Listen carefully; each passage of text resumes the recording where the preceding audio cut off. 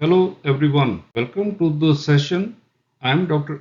Singh. This is section 5 that is part of a series designed to help you understand how and why insomnia happens, why it often doesn't go away on its own, and most importantly, how your own habits, behavior, environment, and conditioning may be keeping it going. The goal of these sessions is providing information because when you understand how insomnia works, you regain a sense of control. Insomnia follows predictable patterns, and predictable patterns can be changed. You may notice single or multiple factors or behaviors related to your sleeplessness if you have any.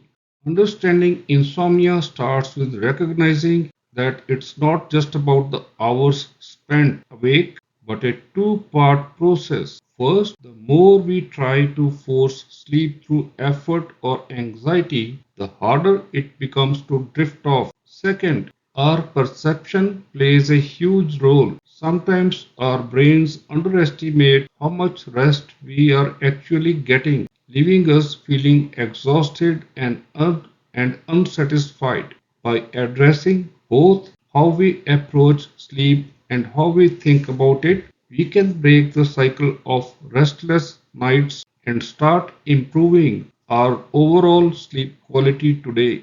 Insomnia often feels like an endless cycle of frustration, whether you're tossing for hours or feeling completely awake at night. To demystify this experience, we use the two factor model, a framework that explains the biological and psychological drivers behind poor sleep. By understanding how these two factors, that is, your body's internal sleep drive and your arousal levels, interact, we can move past the confusion and begin implementing proven strategies to regain control over your rest and improve your overall well being. Psychophysiological insomnia occurs when you force yourself to sleep before your mind or body is truly ready. This effort to sleep often backfires, creating a cycle of physical tension, medical alertness, and emotional frustration that keeps you awake even longer. Instead of drifting off naturally, the pressure to perform makes sleep feel like a stressful task rather than a biological reset.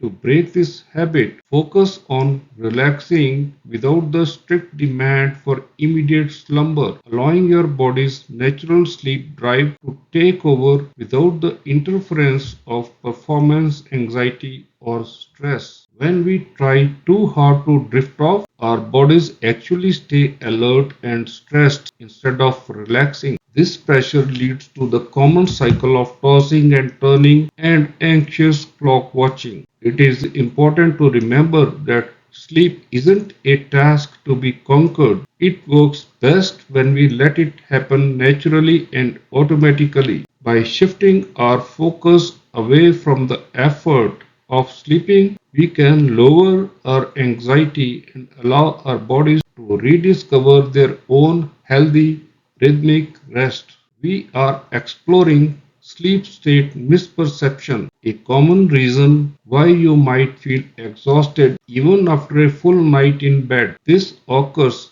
when your sleep remains incredibly shallow or light throughout the night. Because you never reach those deeper restorative stages, your brain perceives the entire experience as being wide awake. It is a frustrating trick of the mind. While your body is technically resting, the lack of depth makes it feel like you haven't slept a wink. Understanding this can help us better address sleep quality, not just quantity. Ever feel like you have been wide awake all night despite being in bed for hours? This common experience often occurs during light sleep where brief awakenings are easily remembered while the periods of actual rest are forgotten. This creates a psychological sleep paradox where you feel completely exhausted and convinced you didn't sleep at all. even when your brain successfully cycled through several restorative stages. Understanding that your perception of wakefulness can be misleading is the first step toward reducing nighttime anxiety and improving your overall